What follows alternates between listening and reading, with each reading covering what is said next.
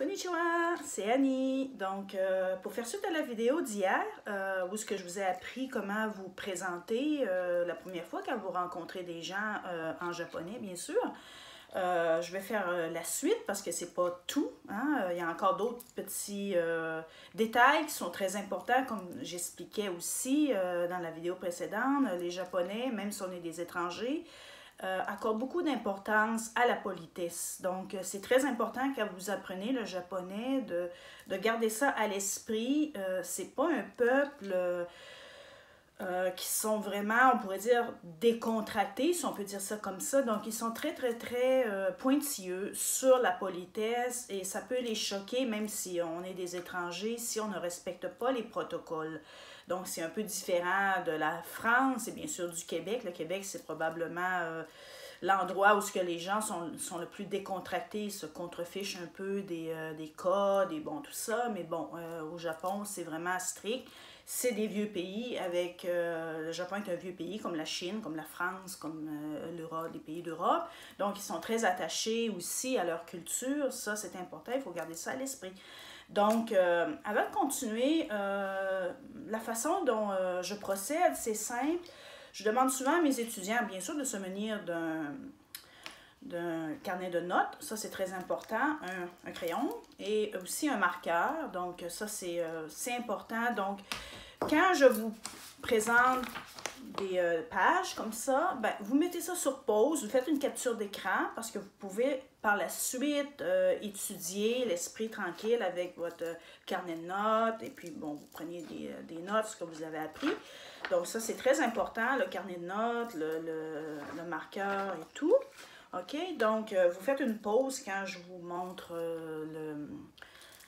le papier avec le mot. Donc, pour continuer, vous avez appris comment vous présenter dans la vidéo précédente. Quand vous avez terminé de vous présenter, vous avez donné votre nom, vous avez donné l'endroit où vous habitez, vous venez, Canada, France, peu importe. OK, après avoir dit tout ça, vous devez dire par la suite « Hajime mashite ». « Hajime mashite ». Donc, là, ça apparaît à l'envers parce que bon, c'est en mode selfie. Donc, hajime mashite. OK? Donc, ça, ce mot-là, hajime mashite. Hajime mashite. Ça, c'est vous dites ça qu'une seule fois, la première fois que vous rencontrez quelqu'un. Vous ne le dites pas par la suite. Si vous rencontrez une deuxième fois la même personne, vous ne dites pas hajime mashite. C'est l'équivalent de enchanté. Avec plaisir, enchanté, on dit ça en France. Au Québec, on ne dit pas vraiment. Au Québec, on dit pratiquement pas grand-chose, mais bon, c'est l'équivalent de enchanté. Donc, on dit enchanté, c'est la première fois qu'on rencontre quelqu'un en France, on dit enchanté, avec plaisir. Après ça, tu ne le redis pas une deuxième fois que tu rencontres la personne. Donc, hajime mashite, c'est vraiment la première fois quand vous rencontrez quelqu'un. OK? Aussi, je vais faire une parenthèse. Au Japon, il n'y a pas de bise. Hein? Les Japonais, c'est pas des gens qui sont qui aiment se faire toucher, comme on peut voir en France. Parce que même aussi au Québec, la bise, on a l'accolade, mais la bise, pas beaucoup, parce que bon, les Québécois ont quand même aussi, c'est quand même un amalgame de plusieurs cultures, anglo-saxonnes, amérindiennes, irlandaises, écossaises. Donc, il y a tout cet amalgame-là de culture qui fait que, bon, les Québécois sont peut-être pas vraiment très portés pour la bise et tout ça, comme on peut voir en France, et surtout dans le sud de la France, principalement. Bon, l'influence italienne, espagnole, de toucher, hein, c'est très important. Mais il faut bien comprendre que pour les Japonais, même une simple accolade, même s'il n'y a pas de bise, une simple accolade comme on fait au Québec, ou non, ça ne fonctionne pas du tout parce qu'ils ne sont pas habitués à ça. C'est pas parce qu'ils sont racistes ou ça, ils le font pas entre eux. Donc, ils ne le feront pas plus avec un étranger. S'ils ne le font pas entre eux, ben, ils ne le feront pas plus avec un étranger. Donc, ça, il faut que vous gardiez ça bien à l'esprit.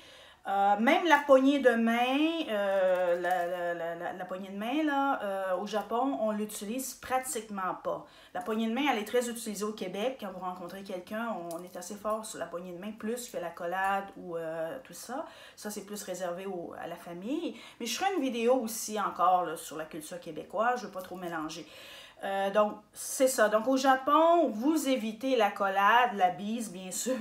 Et la poignée de main, ben, ils savent pas trop. Ils sont maladroits. Si tu le tends la main, ils risquent de... Bon. Fait que c'est simple. Vous faites juste une petite courbette, là. Une courbette, là, comme ça, c'est suffisant. Et ça, ils apprécient, parce que c'est comme ça qu'ils se saluent entre eux. Ici au Japon, il n'y a pas de poignée de main, sauf peut-être dans les milieux d'affaires internationaux et tout ça, là, ou la politique, bon, tout ça. Mais en règle générale, les gens entre eux ne font pas de poignée de main, encore moins de bises et d'accolades. Donc, voilà, quand vous rencontrez la première fois une personne, après vous avoir présenté, bien sûr, donnez votre nom, l'endroit d'où vous venez, vous dites « Hajime mashite ». « Hajime mashite ». OK? Ça, c'est très important, c'est enchanté. OK? Bon, je ne dis pas que ça, si vous oubliez de le dire, que ça va, c'est un problème de communication. Non, c'est juste une formule de politesse. Maintenant, quand vous rencontrez une deuxième fois la personne, en français, on dit « Bonjour, comment allez-vous? Ça va bien? » OK? En japonais, « O genki desu ka? O genki desu ka? » O, c'est la formule polie. On peut dire genki desu ka, mais genki desu ka, c'est un peu, c'est un petit peu rude, si on peut dire. Donc, comme je dis, moi, je préfère enseigner d'une façon où que les gens apprennent aussi la politesse, le savoir-vivre, c'est important. Donc, O. Ça, O, c'est une formule d'honneur, la formule de politesse. O genki. Genki, c'est l'équivalent, si on traduit ça vraiment mot pour mot en français, c'est... allez-vous bien? Vous êtes en bonne santé? Genki, ça veut dire être en bonne santé. I'm fine. En anglais, I'm fine. Donc, c'est ça, c'est être en forme. En forme. Hein? Ça veut dire, êtes-vous en forme aujourd'hui? Okay? Genki, c'est être en forme, en bonne santé. Desu ka, ça, vous allez voir ça partout, c'est la formule de question. Quand vous voyez ka, ça veut dire que là, il y a une question.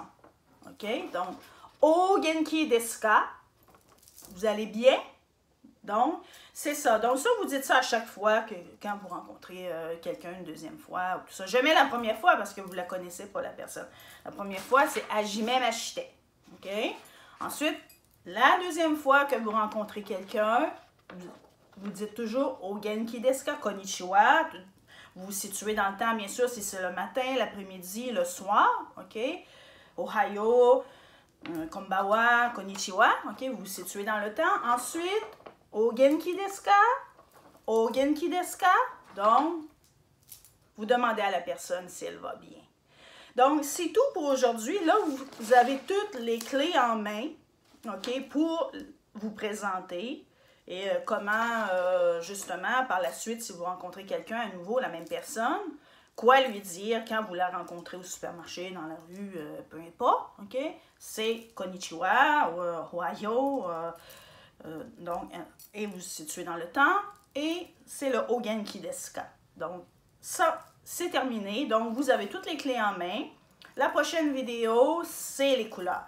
Donc, je vous remercie beaucoup. Donc, ça va être tout pour aujourd'hui. Donc, merci d'avoir visionné la vidéo et surtout, n'oubliez pas de la partager parce que vous apprenez gratuitement le japonais. Ne l'oubliez pas, je vous donne du temps et tout ça. Donc, pour me remercier, ben, faites circuler la vidéo sur les réseaux sociaux, sur votre blog aussi, sur Twitter, Facebook, Viki. Bon, les possibilités sont illimitées, donc n'hésitez pas à partager la vidéo, n'hésitez pas à mettre un pouce bleu. Donc, merci et au revoir.